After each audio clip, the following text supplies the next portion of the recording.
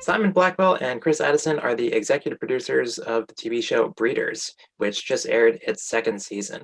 So the second season starts off with a 6-year time jump, which I actually found quite sad because I felt like I had lost, the children as they were growing up. I'm wondering, is this something that you felt as well? We did it for tax reasons. No, well, we sort of would have felt that maybe, except that, of course, the grammar of the show includes flashbacks. Yeah. So the great thing for us was that we were able to use our younger Luke and Ava as we were telling the stories of the present day.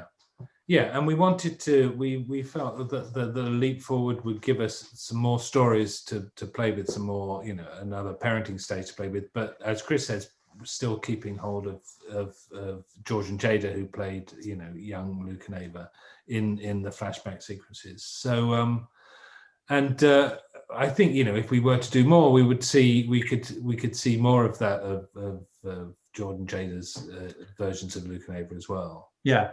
I mean, when we originally sat and thought of what this show would be, we'd always imagined that we would tell sort of the three stages of parenting, partly because we wanted the show to be about parenting as an experience. And you can only really tell, like, parenting changes so much as children grow. Of course, it's an obvious thing to say, but that means that if you stick with one, if you just sort of keep putting each season on the end of the other season, you'd have to have like 10 years of show before you could do that. So we always thought that we would, try and pass that out in terms of stages. Yeah, and it makes it a little bit trickier for us as well, because we changed the dynamic of the show, because the dynamic between the parents and the children is so different that it keeps us on our mettle and means we don't repeat ourselves, and means we're kind of creatively challenged, which often is brings the good stuff. Yeah, I mean, when we came to develop the second season, we had to write like an extra character and a half, because before, little in the old season, the first season, little 5-year-old Ava was a fantastic presence, but she didn't do a great deal. She would occasionally kind of go off like a box of fireworks in the corner. And Luke was a little bit anxious. We saw aspects of that, which then went on to be sort of fleshed out in season 2. But with Ava, we had to kind of create a whole new character. So it was a challenge, wasn't it? Yeah, it was good. And it's often good to sort of scare yourself like that into having to write something new and challenging. I wonder if season 3 would be more of an Ava season. That's a very smart question, Riley. You're very good at this. Because yes, it would. It would.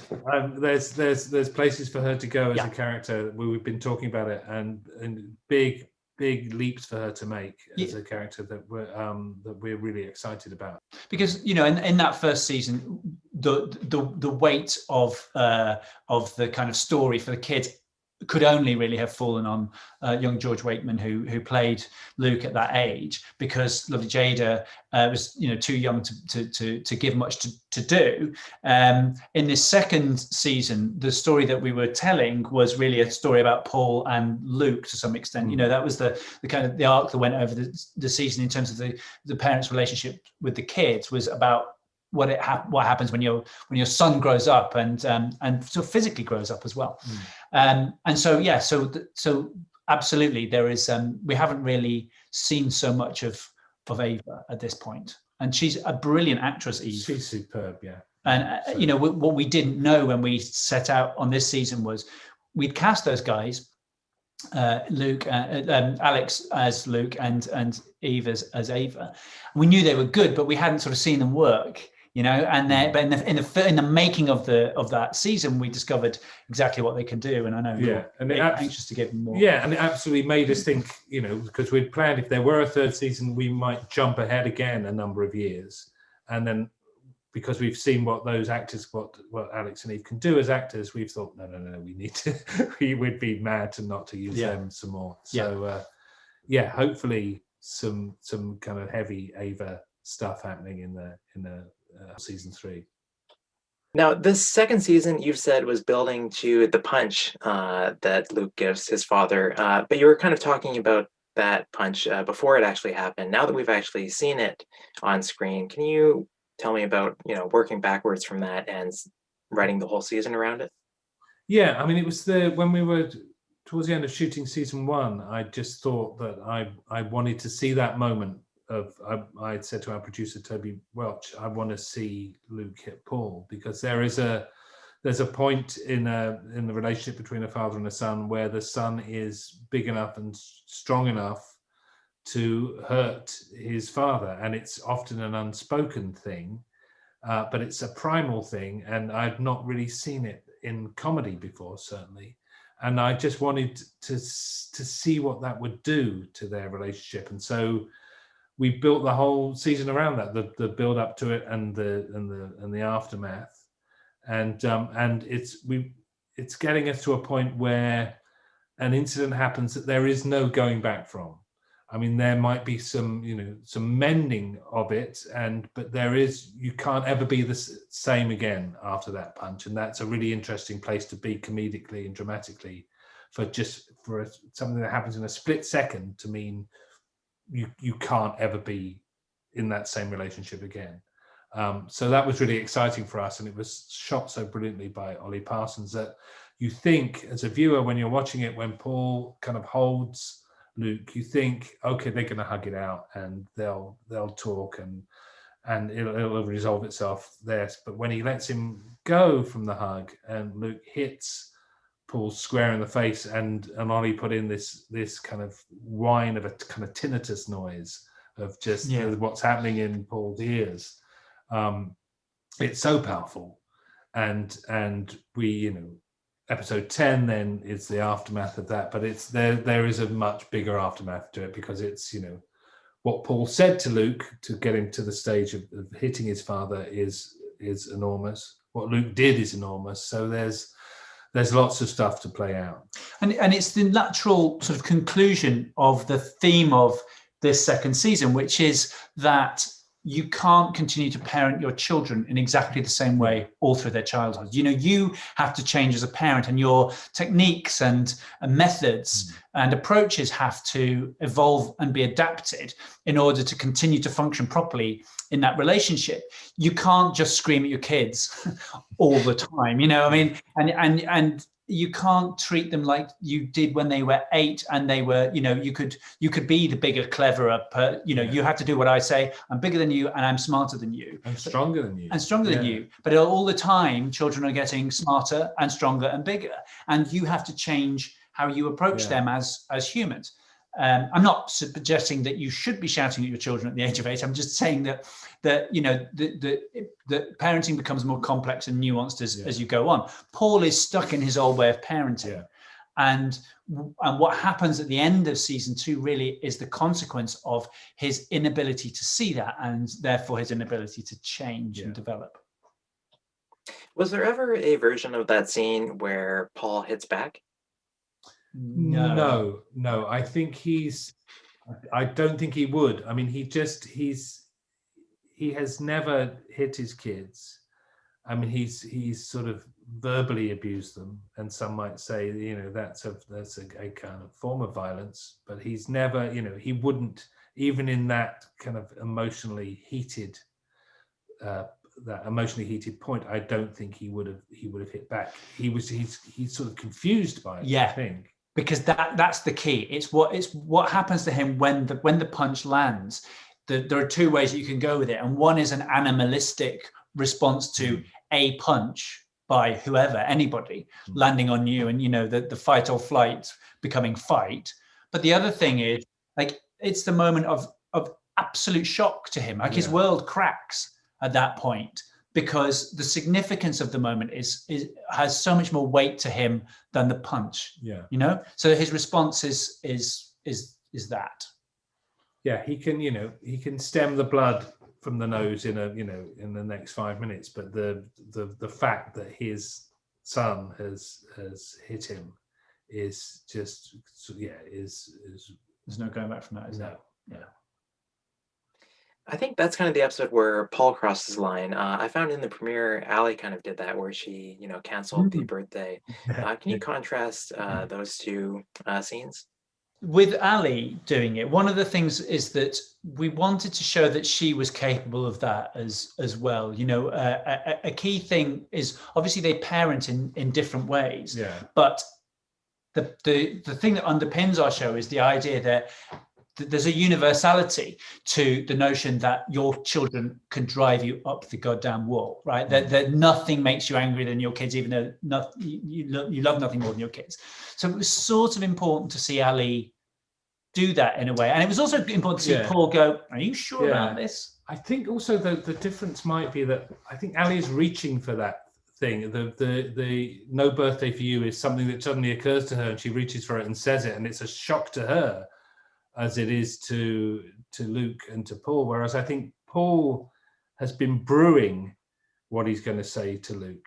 You know, he knows Luke's on his way back from the supermarket in the blackout. He's been sort of thinking about it. And he's been constructing it to be as horrible as possible. Yeah, because Ali responds in that scene. Ali is directly responding to Luke's own attitude towards her her telling him off. It's Luke's response that escalates it for her, which is why it's a surprise. But as you say, you know, Paul just walks down the stairs at the highest speed that he can. It's premeditated, isn't it? Goes and it's malice aforethought from Paul, whereas with Ali, it's just in the moment. And that's the thing. He's thought of what he can say to Luke that would really hurt him, and he says it.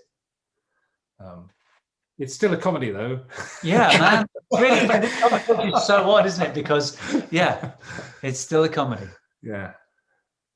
Yeah, going back to the beginning of the show, I think what really elevates it as a comedy is that you have grounded it in this way. Because for the first couple episodes, I was kind of thinking that it was just kind of this like zany, kind of larger than life experience where people can kind of say whatever they want and get away with it. But then a few episodes later, there actually are consequences, and Child Protective Services comes. Can you tell me about grounding it and making it, you know, realistic in a sense? Well, it always has to be emotionally real. And we always say that if you were to lift all of the jokes out, it should work as a drama. I mean, you should hit all of the emotional beats that you would hit if you were writing a drama. And it's because the comedy is stronger for that. It's you know, you can write someone can say something and you can write a response to that that's a sitcom response that will be funny and is a good gag. But if you can find the response that is actually truthful, emotionally truthful, it's much, much better for the show. It's, you know, viewers find it much more satisfying if you can kind of, you know, dig around in the emotional reality to find the comedic response. It's much better than just having your glib kind of sitcom response. And so every page and every line we're thinking is, does this feel real emotionally? Would someone say that in that moment? And if it's, however great the joke might be, if it's working against that, we take that joke out and we find something that is real. And in terms of the sort of the larger than lifeness, I think the reaction that we most often get from parents who watch the show is, thank God somebody said that. Like, thank God it's not just me. That's the response, because it is it's not that much larger than life. It's a truly universal experience. Paul is slightly bigger in his response to that than most people probably, but that sort of has to be for the sake of the drama and the thing that you're describing. But he's not that much more out of control, you know, and that's the key to it. It has to not be larger than life. I think in that first episode of the first season, we turn the dials up to 11, really, just so that we set out our stall to say, you know, this is who this guy is and this is what he does. And then it's a little less ferocious as you go through the rest of the season. But we had to that first scene when he goes in and he's shouting at those little children and you see their little faces looking back at him. That had to be big and horrible just to set out our stall to say, this is what this show is capable of doing. I think that's the harshest he is until that moment with 209, where he the point that you were talking about earlier, where he confronts Luke and Luke runs away. That's He's in between those two things. He's never that bad. And the harshest thing he says in that first scene, it's not the swearing, it's the says that he's going to leave. He says he's going to go, and they'll be crying, and their mum will be crying, and he's going to go. Yeah. That's the worst thing he says. There's no swearing involved in that at all. He's just telling them they're too much, and they make him miserable, and he's going to leave home. And in fact, in his tirade at Luke in 209, the thing, although it does indeed contain a curse word, he says you fucked everything up as usual. Yeah. It's the as usual thing. Yeah, that's what he's been thinking unforgivable. About. That's the premeditation that sort of justifies the punch. And that's what really lands with Luke, isn't it? That's the thing that's the thing he repeats back to him in the park. Yeah. All right, excellent. Well, thanks very much for chatting with Gold Derby today. Oh, it's an absolute pleasure. Thank you. And good luck getting out that forest.